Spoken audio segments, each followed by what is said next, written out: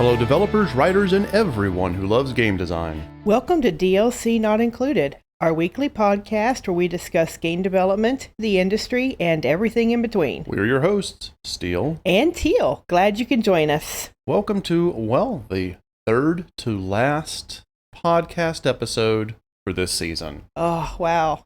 It's a home stretch. It is. We will be stopping season 1 of DLC Not Included after episode 20. Mm-hmm. We'll go on a hiatus, and then we're going to come back with, kind of evaluating our format. But season 2 will be about actual game design techniques and theories. Yeah. While this season 1 has been about how to be a developer. So let's talk about our topic for today. All right. What are we talking about today? We're going to talk about mobile gaming. All right. So a quick note to anyone who's listening. We do sometimes like to rail on the issues with the different markets, and mobile gaming is one that we usually look at, pretty critically because it can be abused. And it often is, unfortunately. However, this particular podcast is not talking about that. We're actually going to tackle, if you want to be a mobile game developer, some things to think about. And we're going to start with why. Why would you, as a developer, want to be a mobile game developer? Well, you know what? Before we jump in, let me thank our live audience listening to us on Twitch and our simulcast on Discord. You guys are the reason that this podcast is as successful as it is. You all listen to us live. I know you all engage in chat with our moderators, and you all send us questions, which we'll answer live at the end of the podcast. And, hey, it's only a few channel points to click on that little podcast question and shoot a question over to us.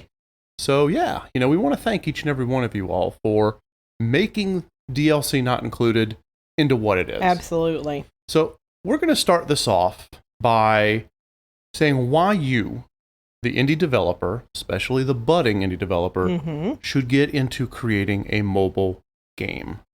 Well, honestly, it is the most accessible form of gaming on the market today. Most people have smartphones. They really do. Or tablets. You look at how many people who are gamers, or how many people in general, have a computer that's for gaming? Not a lot. Not a whole lot. More than we had years ago. Yeah. Definitely more than a decade ago, and even more than we had a few years ago. But PC gamers are not the majority by any stretch. No, we're a niche market. Actually, mainstream is mobile gaming. And consoles and the even consoles, less. Consoles even less than PCs. Yeah. It's tiny markets. But everyone has a smartphone nowadays. Everybody. You use your smartphones to communicate with your loved ones. You use your smartphones for calendars and keeping track of your social schedule. Navigating. Social media. In fact, don't people pretty much use smartphones for everything else other than phone calls? Yeah, I'm caught, right? That's you, Teal. Yeah, that's me. See, but the thing is that, though. Everyone who has a smartphone has the ability to be a game player, so it's never been more accessible ever to reach people. So tap into that. Yeah.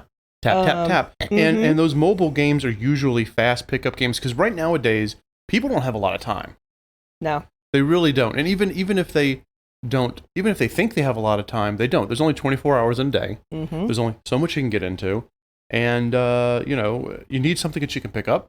Yeah. Play for a bit, or maybe sit while you're waiting at the DMV or waiting for your prescription at a pharmacy. Just tap for a bit. Just play on it for a little bit. Yeah. Well, so what do you, Teal? Just a question for you, because you are a mobile gamer. Yes, I am. What are your thoughts on the amount of time you have during the day for a long play? Playing a game for 30 minutes, an hour, 2 hours. Only during our critical Let's Plays. Right. Seriously, that's the only time I have during a typical day in a typical week that I sit down and play a game for 3 hours, 2 hours. Yeah. In fact, I don't even play on weekends. I have no time. Ever since you started your new job, ever since you started that, I think I've seen you sit down to play like Sims, which is Sims 4 is your favorite PC game, maybe once every other week. Yeah, this past Memorial Day weekend, because I had a holiday, I sat down and what I call, quote unquote, binged Sims. Yeah. But that is the anomaly. That is the anomaly. So most of the time when you want to play a game, you play it on... I play it on my phone. There you go. Yeah. And that's good. That's really positive. What's another good positive we can think of for mobile gaming? Another positive. Well, it's extremely diverse. It really is. It really is. You can have, you have your casual gamers, right? Which is really what I fall into with the stuff that I play. Yeah. I'm just doing it to pass the time. Yeah, we're talking like your Candy Crush and Gardenscapes, but what game do you play? Oh, it's called, let me do the plug here. It's called Happy Color. Okay. And it is totally free, and it's a coloring app. You just, you sit there and you tappity tap and you color pictures. We call it tappity tap. We do call it tappity tap because that's what I'm doing. What I'll do is I'll sometimes come in the studio to do something, and I'll open up like DaVinci to edit a video, and Teal will be with me, and she'll have her little soft drink or whatever she's drinking, and she'll sit in one of her chairs in the studio, and I'll just hear tap tap tap tap tap tap tap tappity tap tap tap. But it's something that allows you to kind of just relax and get into a zen. It does. My favorite mobile game, which is on the casual scale, is Sudoku. Ah, yes, Sudoku. I play at least one Sudoku match a day, because I like to do the little mental stimulation. That's a brain thing, yeah. It is, but it also helps me kind of focus and center. So both Teal and I fall under casual mobile gamers. Right. And that is well, I wouldn't say the vast majority, but it's the majority of the market share. By the way, sidebar, everyone, when we were doing research, we came across a great paper. And it was like animated. It had cute graphics and everything. It kind of helped break us down. So that's right. Yeah. So we are using research that we have followed and studied from other people who have done more in-depth research. Right. We're just kind of putting it together for you guys. Yeah. But I talked about how it's really diverse. Yeah. And casual gamers make up the majority of it, but there are other types of gamers into it, and the fantasy gamers. Oh, yes. These are folks that want to escape into something fun. Yeah. We're talking like your Fate Grand Order, Final Fantasy, Brave, Exvius. Yes. Neither Witcher games I would really play, even though I'm a massive fan of Final Fantasy, and I do love the Fate Stay Night universe. So, but those are the people who want to just kind of do that escapism. Exactly. They want to get away from reality and play some fictional something. So you just, curl up in your favorite corner of a coffee shop and just do it. And it doesn't have to be just fantasy, guys. It could be a Star Wars mobile game. It could be, Avengers, whatever. Whatever hot properties out there or whatever's new. And unfortunately, all the ones that you see on YouTube ads, which have the women with the assets bouncing around, that also falls under fantasy. It does. It's fantasy. Sorry, guys. It's fantasy. And then the last one is going to be competitive. Yes, the competitive gamers. Yes. Yeah, these folks want to build and conquer things. Work with their teammates or work against people in a competitive nature, like Clash of Clans. Oh, yeah, Clash of Clans is a big one. Or PUBG Mobile. Oh, that yeah, kind of stuff. Yeah. Mm-hmm. Yeah, that's all, either it's competitive gaming, strategic style gaming, that kind of thing. So again, that's an extremely diverse market. So if you decide to become a mobile developer, you have a massively large pool to pick from and say, look, I want to make something for the casual gamers. I want to make something for our fantasy gamers. And I want to make something for our competitive strategic gamers. Yeah. Let me tell you something. That market is incredibly profitable. How profitable is it? I say asking the leading question. Get ready, guys. It's over, and this is as of 2020. Okay. Over 120 billion US dollars. That is a massive chunk of change. That's a lot of Happy Meals. Just saying. I don't think I've ever quite belly laughed during a podcast before. That's awesome. Basically, guys, any developer out there who wants to get into mobile gaming, you have the potential to make a great game and a lot of money. Now, speaking to the heart of game development and the people who we speak to, not everyone who listens to our podcasts is interested in making money. They just want to make their game. Exactly. So I want to speak to a moment for what we refer to as the hobbyists. Right. The people who don't want to make this into a career, but just want to make their dream game. You can do this too. Yes, you can. You have all the tools at your disposal to make your dream game and get it out to a very wide audience.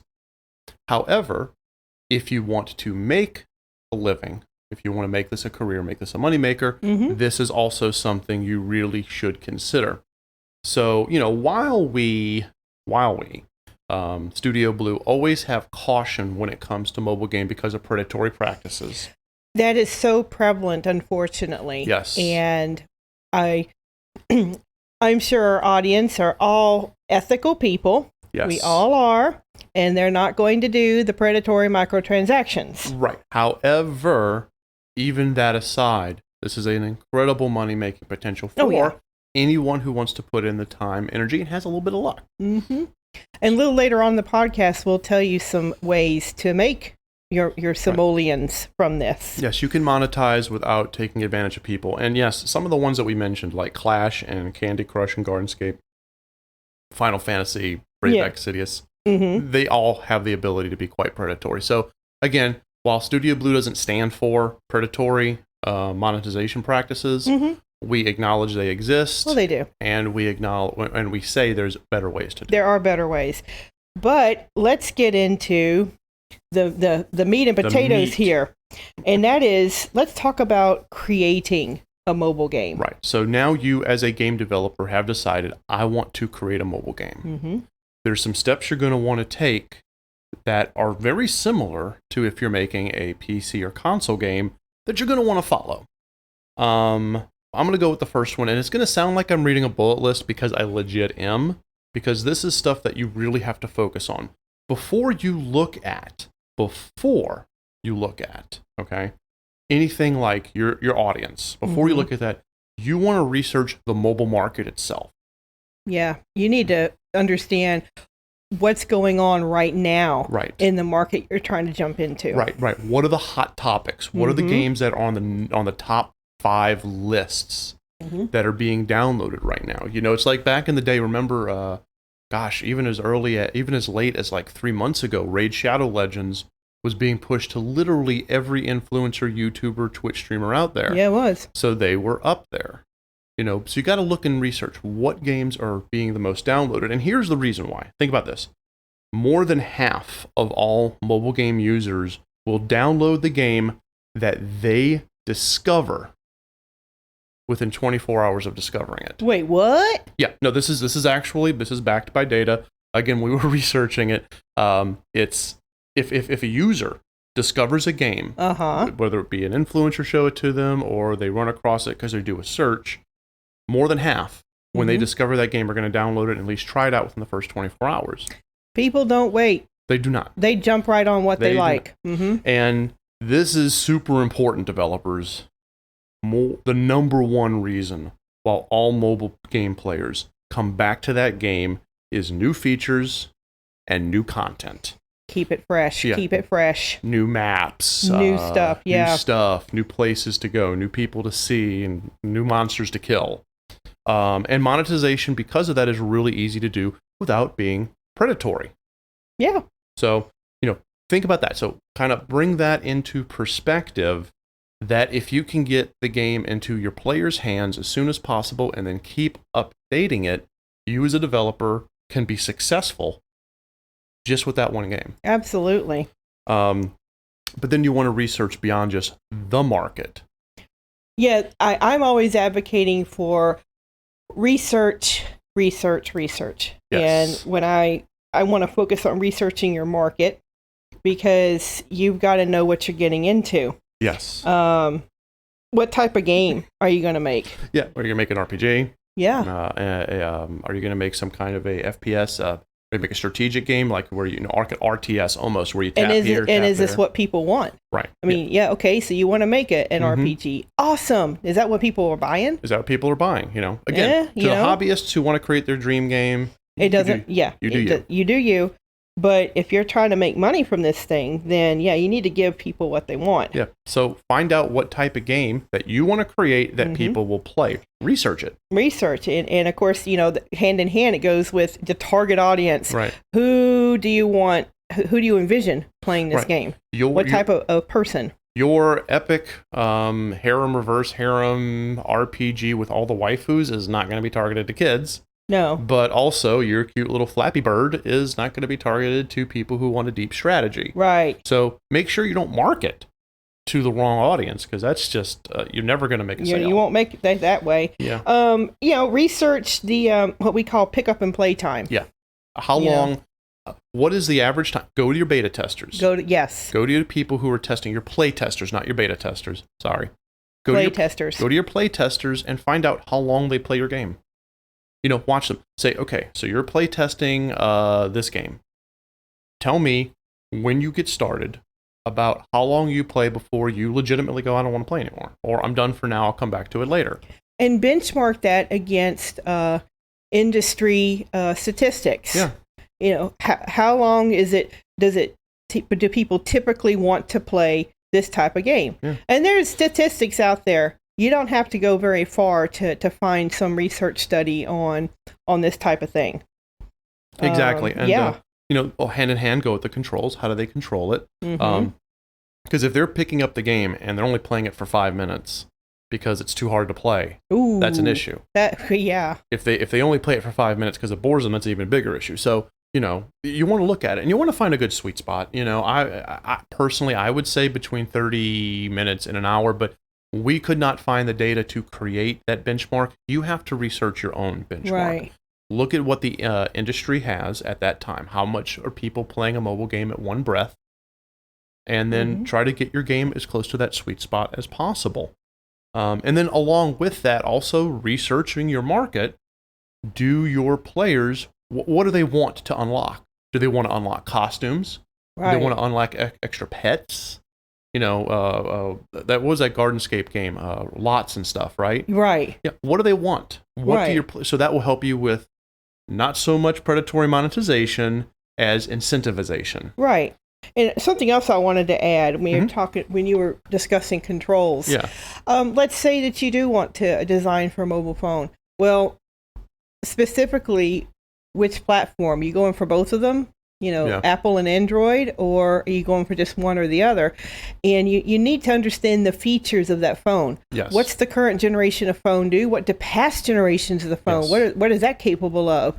Because you don't want to design too far beyond the last generation. Exactly, Teal. Exactly. And then you can always find out upcoming generations of the phone, because the companies start promoting their phone 8 months, 10 months in advance. Right. So find out what features are coming up. You want to take advantage of those smartphone features. You really do. I mean, if it's coming out with a new type of camera, and you can use that type of camera. If it's coming out with a new type of chipset for graphics, you want to put in, basically, to kind of squash all of this into one statement, you want to put as much research into your audience, hardware, and software limitations as you would if this was a computer game, a PC game. Bottom line, you're going to look at NVIDIA graphics cards and AMD graphics card benchmarks for your PC gaming. Right. Why would you not do the same for a mobile game? Precisely. So let's get on to creating your game. All right. So anyone who is a fan of Studio Blue, anyone who's been following Studio Blue with our creator classrooms, our critical plays, or our podcast, we have exhaustively talked about the game dev cycle. Right. It is exactly the same in fundamentals. There is fundamentally no difference between creating a game for a PC or console and a mobile platform, outside of things like the engine and deployment. Exactly. But the process, the theoretical process. It's the same. It's the exact same. Create your GDD, write it all down, make sure it's organized, just, make sure your assets are in line. Yeah. Make sure you're following good sound and audio design. Make sure you're following good level design. And have your project plan all mapped out from start to finish. From start to finish. All your timelines and resources that you'll need and the people that you'll need to pull in. So there, we just went through literally months and months of videos in the span of a minute and 30 seconds of yapping. Because it really is that. Now, let's get into the minutia. Finding an engine. The engine. There's the driver. This is where things will be a little different. If you're doing a 2D or a 3D engine, a 2D or 3D game, your choices are going to be a little different because of optimization for platform. By the way, quick caveat. apologies to the members of the RPG Maker community. We are not going to talk about RPG Maker MV or MZ. We love the engine. However, we say it is much better on PC than mobile. Right. It will one day be where the others are. But right now, it is highly recommended that engine be used. Just for the PC. For the PC. Yeah.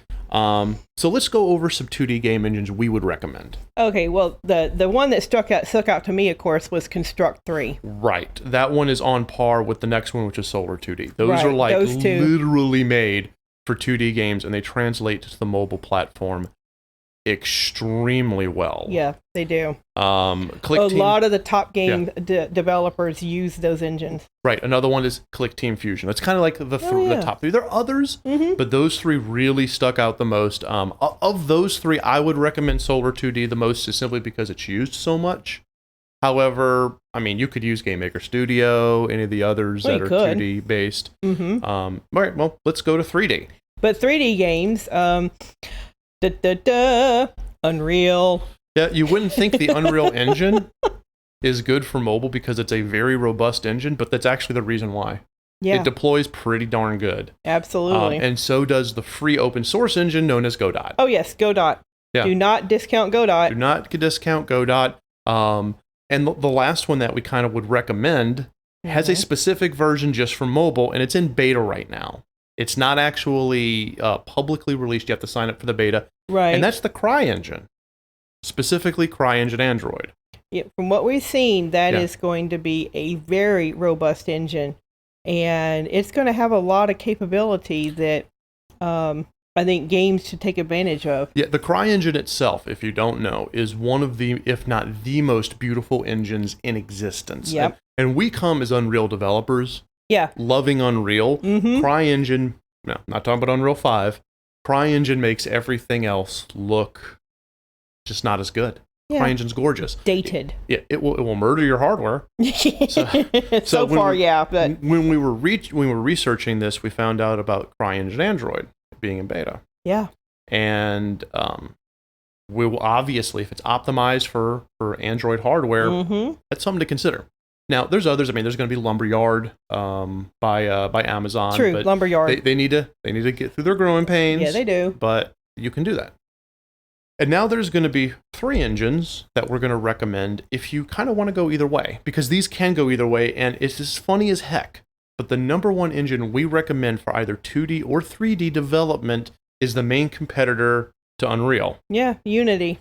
Unity is Can you believe that? Unity is amazing for the mobile platform. It is. Yeah, they are. If it is almost on every list we have seen during the research for this podcast, the number one choice. It is so versatile. It is. Unity is they are catching up so quickly to the robustness of Unreal. And the fact that they're so agile, Unity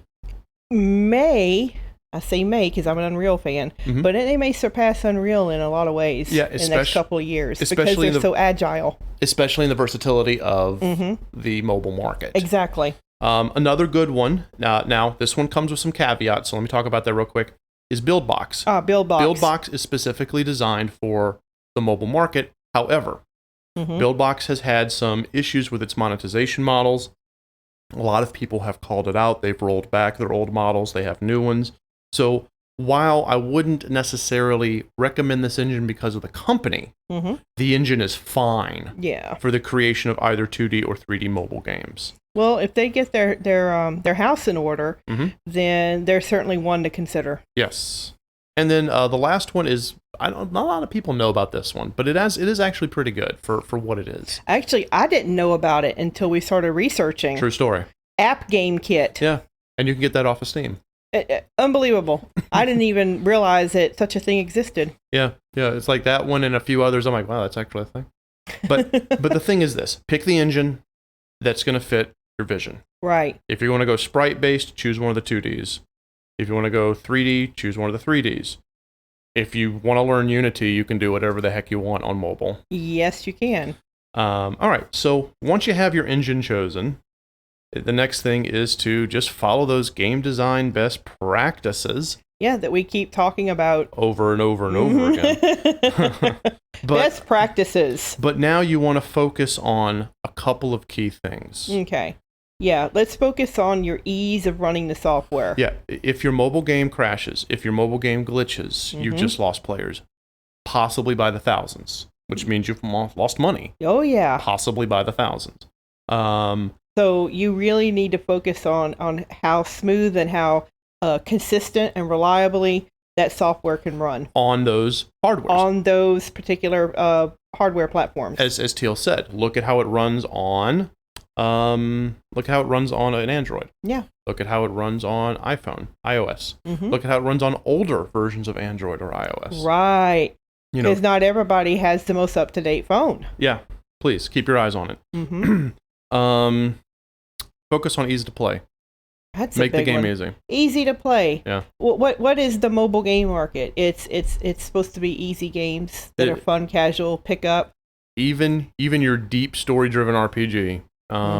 So if you're a developer and you're focusing, like hyper focusing on a detailed, super immersive RPG that's going to change the way people escape from reality.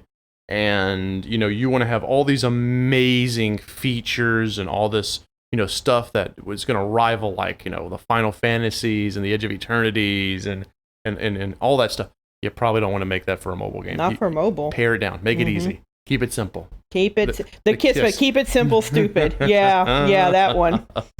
And along with being easy to play, you also want to focus on shorter, more intense play times. Yes. So when you're following your best practices, instead of focusing on, hey, I want them to drop 2 or 3 hours into this, I want to drop 30 minutes. Seriously, focus on that.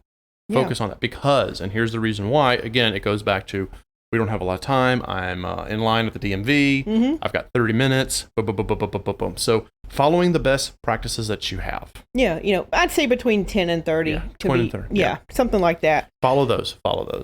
And once you're done following those, once you have followed all the game design best practices and those 3 focuses, your game will be ready for deployment.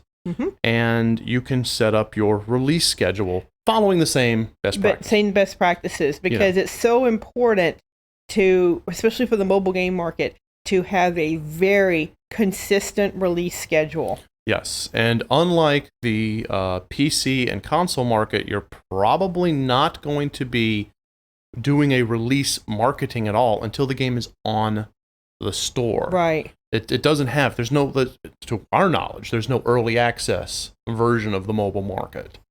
I'm not aware of any. There may be, but I'm not aware of any right now off the top of my head. Right, 150%.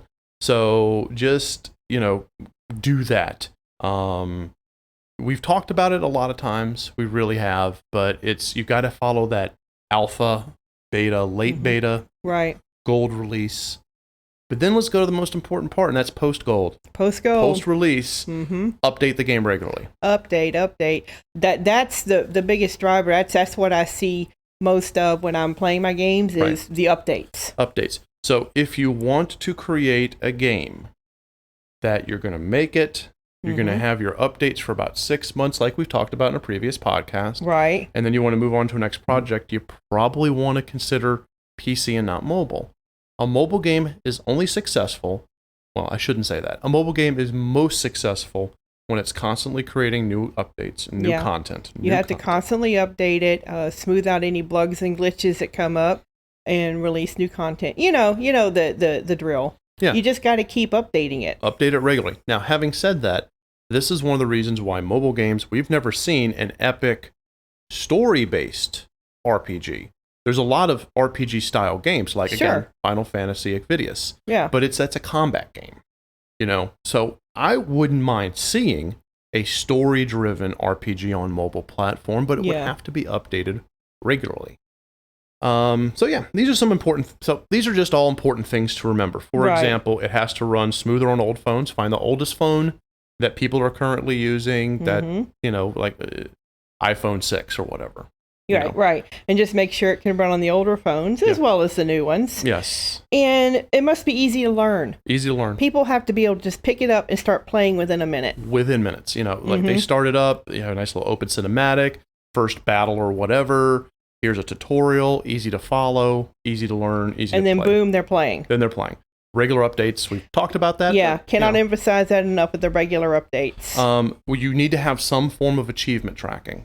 That's so very important. Achievements, trophies, badges, stickers. 2 reasons. 1, it's a sense of pride. I completed something, that's awesome. Second, it keeps them playing the game. It does. Now, having said that, remember, no predatory. In other words, if one of your goals is they have to mine 100 diamonds in order to get this achievement, if mining diamonds requires them to spend real-world money, you might be a bad person. Yeah, don't do it. Don't do that. Don't do that. So, yeah. And lastly, for all mobile games, you need to have some sort of social media connection. Yeah. So that folks can either play with their friends or chat with their friends about it, that sort of thing. Or post, hey, on Facebook, I just did this cool thing. Exactly. That kind of stuff. It's pretty much now default to be able to post this on Facebook. Right. And just remember, for everything that we're talking about, do not make the player spend money to play your game. Not like that. So it's like if your game normally takes 5 hours to do something, but they can spend money and take 5 minutes, you might be doing it wrong. You might be a bad guy. Yeah, don't do that. Don't create a problem and then charge them for the solution of the problem you created. That's a very good rule of thumb. That's a good, I like that. Yeah, if you have to sell them the solution to a problem you created, you're being predatory. Yeah, you are. And please don't do that. I promise we're about to get into proper monetization. There's a couple of more things we need to talk about. Okay. This is considered optional, but this is still pretty important. Keep the file size down. Mm-hmm. Don't eat up people's memories with this thing. Don't. If it's a gigabyte download on a mobile phone, you're not going to win. No, you're not. I don't even know how that's possible. Somebody's going to try. Somebody's going to try. A large player base with interactivity between themselves. Yeah. Even if it's not competitive. Leaderboards. Leaderboards are so good. Players love leaderboards with chat. They do.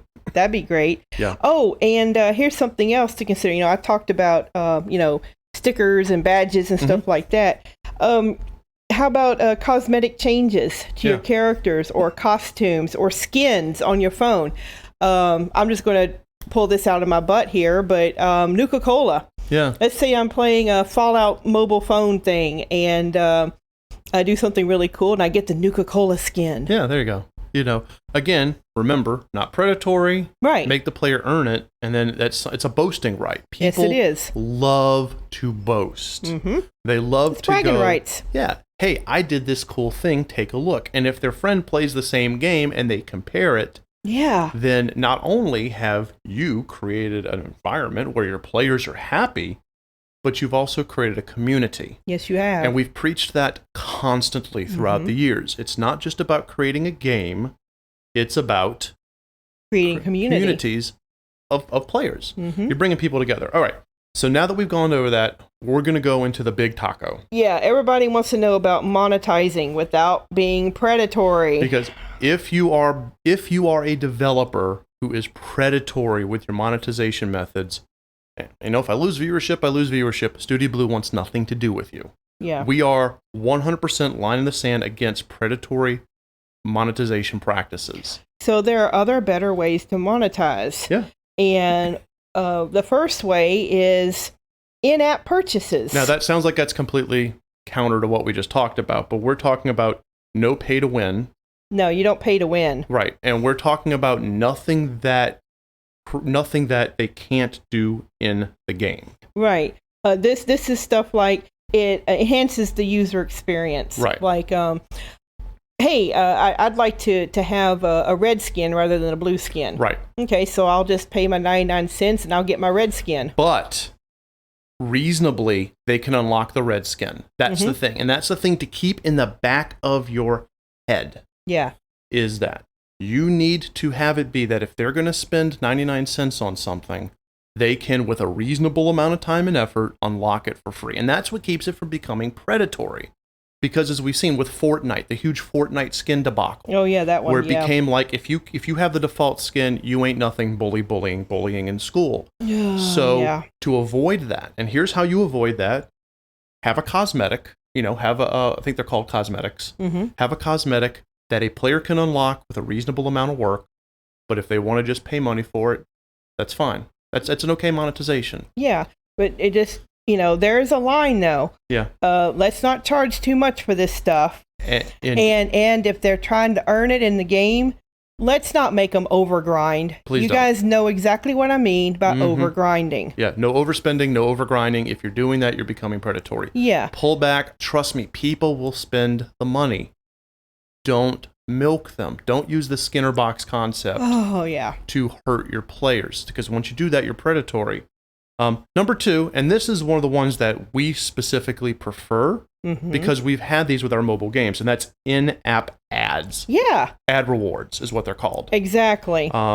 First off, so let's say you're playing your game. You're playing your mobile RPG or your mobile RTS. When you're finished doing that, you just saved the castle, and then a 10-second ad plays. Right. You, the developer, get ad revenue. The player gets a 10-second break.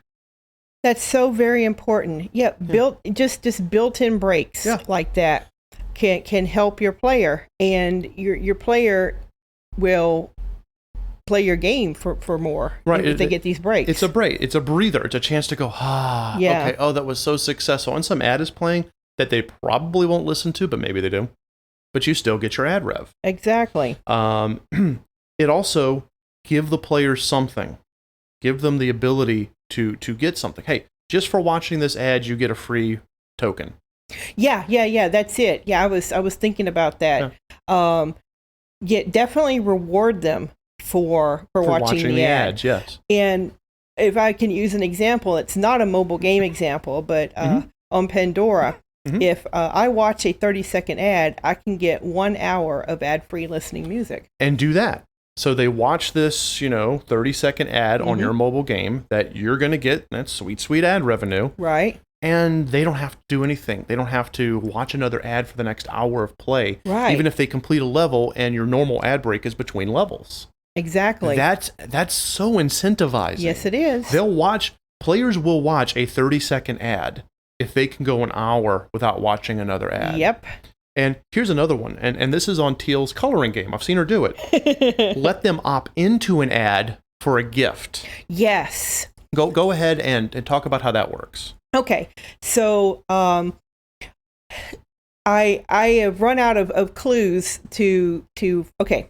The way the coloring game works is that you have certain number of colored spaces, so it's like a 1. Right. And you have to color all the 1 spaces with the color. Well, I can't find a 1 space, so there's a clue button up in the corner, and I can get more clues if I watch an ad. Yeah. So Teal can opt into an ad, which will generate ad revenue for the developer, and she gets a reward. Yeah. So people will spend time or money, and you're less predatory if you get them to spend some time. Yeah.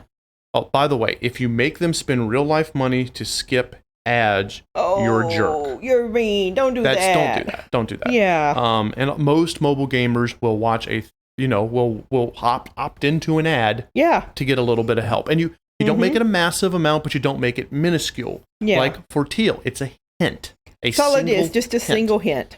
That's fantastic because they can opt in. Opting in, by the way, is whenever the player gets a chance to choose to do a thing that, could be a little inconvenient, like an ad or whatever. Sure. Mailing lists can be opt in.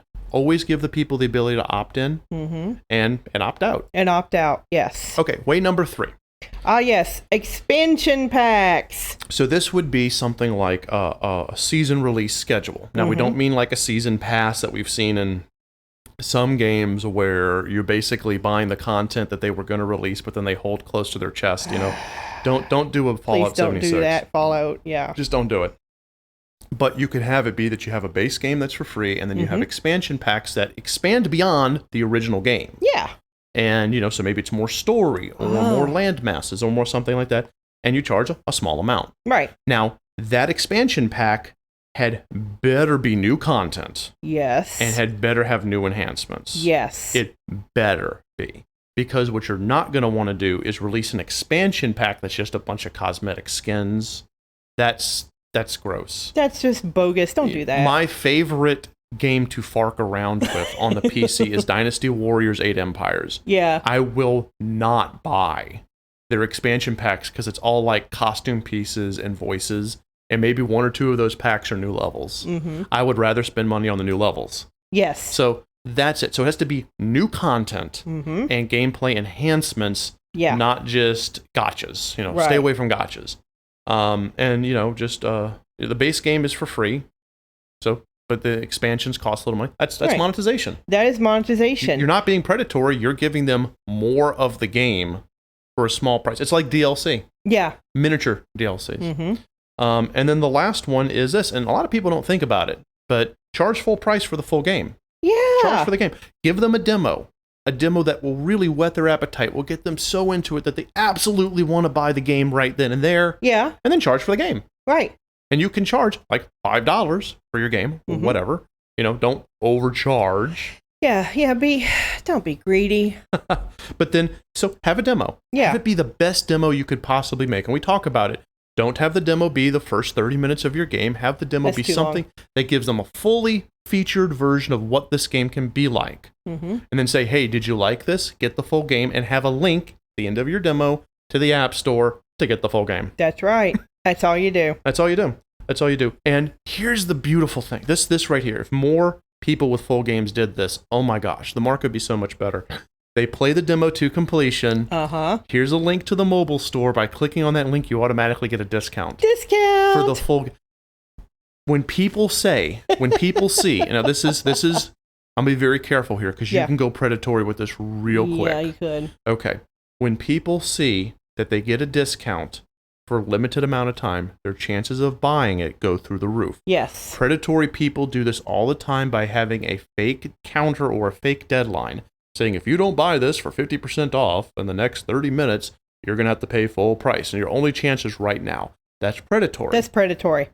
Having them play a full demo and then the link at the end of the demo, mm-hmm. regardless of whether or not they go back and play it again, if they play it the third time, the link is still valid. That, gives them 15, 20% off. Exactly. They're going to most likely get it because they know they have to play through the demo mm-hmm. again.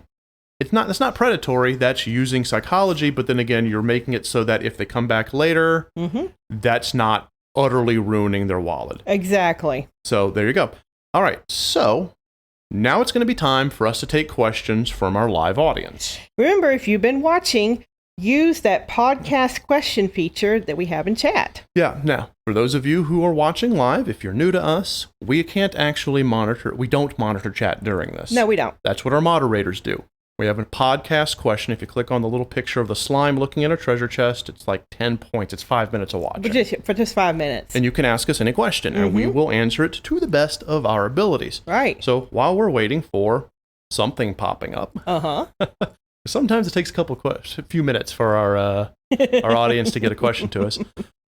This was an interesting one for us to tackle because of the predatory nature of a lot of the mobile market. Teal and I usually stay away from it. Not as players. I have my Sudoku. She has her coloring app. Right. But as developers, we don't have plans to be mobile developers because of just those things. I got sour on the whole thing when I got burned by an app that had predatory practices. Yeah. This was back years ago. Right. But it was horrible. Yeah. The game really a victory condition was you had to have rubies, but in order to get rubies, you had to use real world money to purchase rubies. Yeah, there was no way to gain rubies outside of that. Exactly. Yeah. And you had to have rubies in order to complete levels. And the one game that I played, the first mobile game I ever played, I stopped playing after a couple of months because I wasn't getting anywhere because I wasn't spending money on diamonds. Why is it always jewels? I don't know. I think it's psychology. Yeah, because diamonds, emeralds, sapphires, rubies. Wealth, right. Yeah. Wealth. Awesomeness. Yeah, that's it. Okay, so it's like a game where gold can go by the gazillions, but you got to... You got to cough up the real world simoleons if you want a ruby. which will get you the ability to win. All right, so we have a podcast question. Cool. This is from Burke. All right. Considering how much of the current mobile market is cookie cutter Clash clones, flashy clickers, or idle games, and knowing your audience is mostly focused on story, what would you consider for deploying a demo in mobile? That's a good question. All right, so let's say you're doing a story-driven RPG, because I'm assuming that's where Burke is going. Yeah. I would focus on, again, this is demo best practices. The main features of the game, those core features, have to be represented. And then for the story, I would have either the most impactful thing you could come up with that's not going to spoil your game. Right. That's going to show the emotion and the psychology of the characters, as well as the stakes. Yeah. Stakes are so important. Even though I love eating steaks, the other stakes.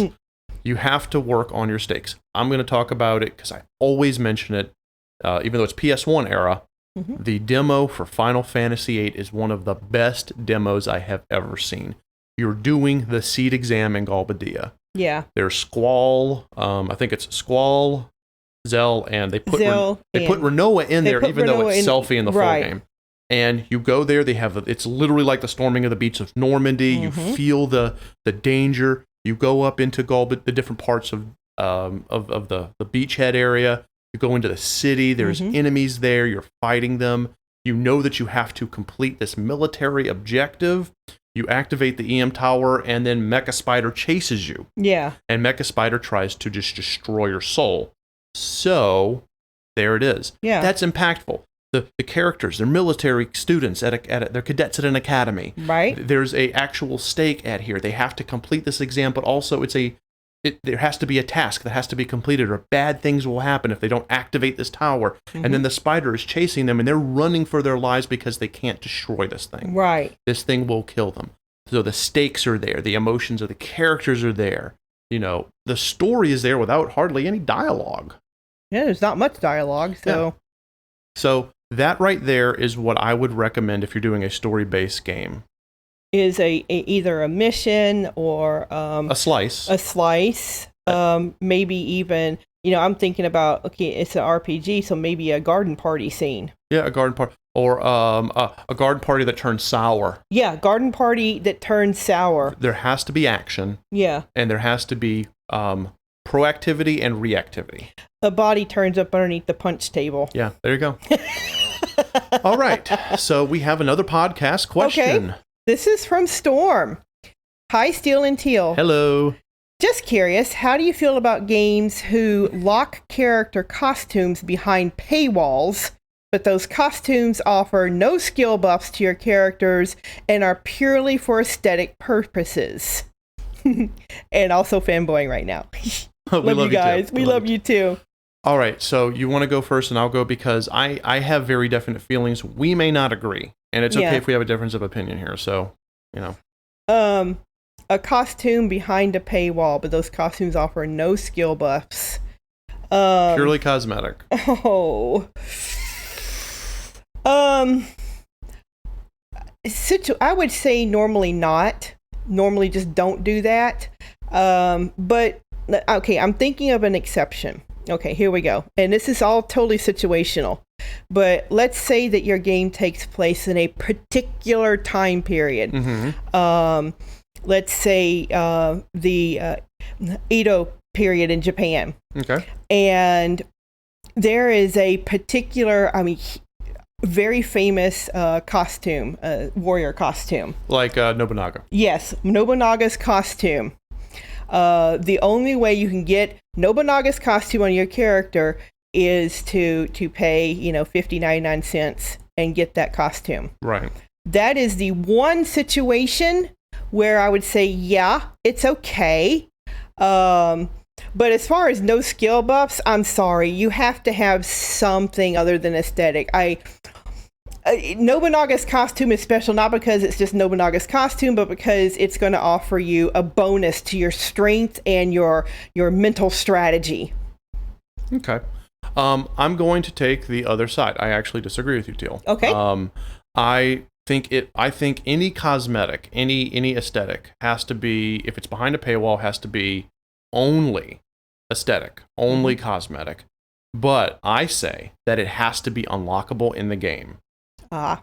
With a reasonable amount of grind. And I do agree with the price. $59 or $99, very low, under $1 USD, no matter what. If you're charging $199, $299, $399 for a costume, that's horrible. No, yeah, I agree. Less than $1, US dollars. Yeah. So at least on a ethical basis, we can say that we agree. Mm-hmm. We agree that keep the price low. Keep that price low. Yeah, and we want it, but please just. And I know that Teal was talking about buffs, but I at least believe, honey. Mm-hmm. Not a pay to win kind of thing. It's not pay to win. You don't have to have this particular costume in order to win the game.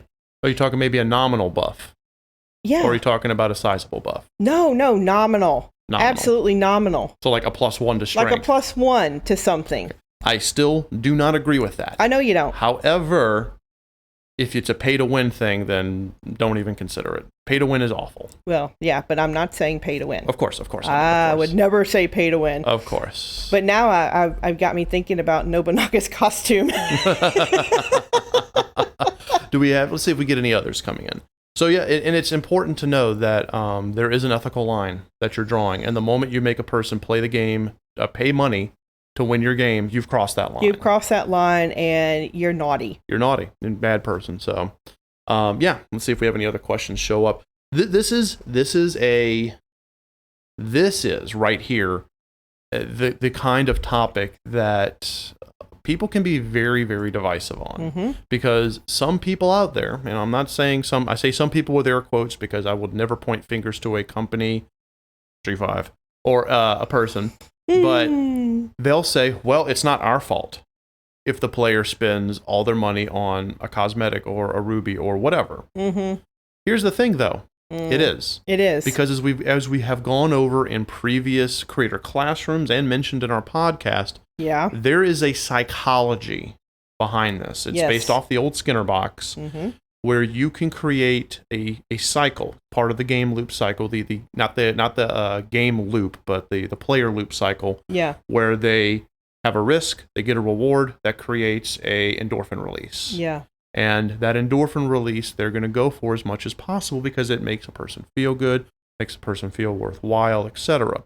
And the exploitive, predatory companies that we hate, that we absolutely hate, those people right there, those companies exploit that psychological way that a brain works to get people to spend money and then say it's not our fault.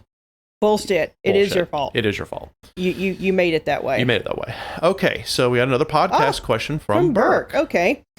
Your thoughts on current idle game trends like League of Angels or any of those that keep showing ads on YouTube recently? The best RPG. They are not even creative with their names, for crying out loud. I do not like a game that puts out an ad. I don't know about League of Angels. So, I mean, I'm assuming it's a game that has women with large breasts bouncing them around. I'm assuming that's the ad because I have seen way too many of those. Like whenever I want to watch a video on my phone on YouTube, and I'm not talking about anything that has to do with gaming. I'm talking about like I'm going to watch like something from, Reuters, or I'm going to watch something from like Sir Sick or Saber Spark. They're not gamers. They're movie reviewers or debunkers. I'll watch that. Simon Dan. Yeah. And boom, and all of a sudden I just see breasts. So I'm assuming that's what he's talking about. So that right there, I don't like those type of games. I don't like those type of games because, not that I care, sex sells. Yay, that's reality. But because it's literally just the same thing over and over again. Get your waifu. Choose between your courtesan or your empress. Yeah, that kind of thing. For those, if you're talking about that, Burke, I just don't care. I just don't. I get annoyed with those ads because they keep showing the same ad for the same game over and over and over again, and I'm just I can't stand that. And they always and they're not creative, and then they say stupid things like the best RPG. Right. Well, that's like puffery times 10. And they all use that same music. Yeah. There is no originality. They're literally just throwing a thing at you and saying, get it. Hoping that, you'll get that 1% of the players that are going to throw $4,000 or $5,000 over the course of 6 months because they get addicted to that adrenal release. I swear to God, some of these mobile game development companies, they're just crank and tank. They just crank out these mobile games. It's just, that you have a list of 9 parts and they just grab 3 at random, put them together. Here's our game. Here's the title. Boom. Big breasts. It's great to hear Teal say that.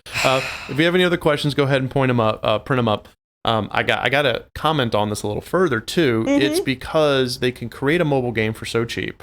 The models are almost the same. The physics are the same. The gameplay loop is almost the same. So they just crank out one. If it hits and makes a lot of money, that's fantastic. They crank out another one. If it misses, but if it misses, it doesn't matter because the next one is possibly going to be. Right. So if you have the fundage to create 10 of these booby games, and only one of them is successful, but it's hugely successful, your ROI, your return on investment is through the roof. So I don't like it. Well, I don't like it either. Yeah. I'm a developer that wants to put a lot of time and thought and care into the game that I produce. Yeah, take pride. Yeah. If you're a developer listening to this podcast, take pride. Take pride in you, take pride in your project, take pride in your vision. And it doesn't matter what engine you're using, it doesn't matter what game you're trying to create, it doesn't matter the length of the game or the complexity of the game. All of that is irrelevant. Take pride in it. Yeah. Is this the kind of game you would give to your little brother, your nephew, your niece, your daughter, your son? Would you want this game propped up on your tombstone? Yeah. If you don't want this game propped up on your tombstone, here lies Steel. He made Boobs of Legend. If you don't want that, don't do it. Don't do it. Now we're going to have that game come out, Boobs of Legend. All right. So not seeing any more podcasts at this time. Podcast questions. Right, yes. All right. So I think we can go ahead and call it here. These were really good questions by really good people. I'm sure that Thank you, Burke and Storm. Yes. Thank you very much. I'm sure chat's been having a fantastic time with this because this is one of those topics that people feel very strong about. Yes, there's a lot of strong opinion on this. Yes. Yeah. So to each and every one of you out there, we just urge caution. Be ethical. Yeah. Be sensible, and just be and care about your product. Care about your product. Take pride. Yeah. In your product and your audience. Love your audience. Yeah. All right, so we want to thank you all for being here. This is the third to last episode of our podcast for this season. That's right. Just a reminder, after episode 20, we're going to go on to a hiatus, and then we'll come back with season 2, where we'll talk about actual game development techniques and practices. Right. We want to thank each and every one of you, whether it be a live audience out there on Twitch or a simulcast on Discord, or whether you're listening to this on iHeartRadio, iTunes, Amazon Music. I'm probably missing something because we're on a whole bunch of platforms, but thank you. Thank you very much. You guys make this amazing. So join us next time for DLC Not Included. And remember, everyone, anyone can give you the key, but you have to go through the door.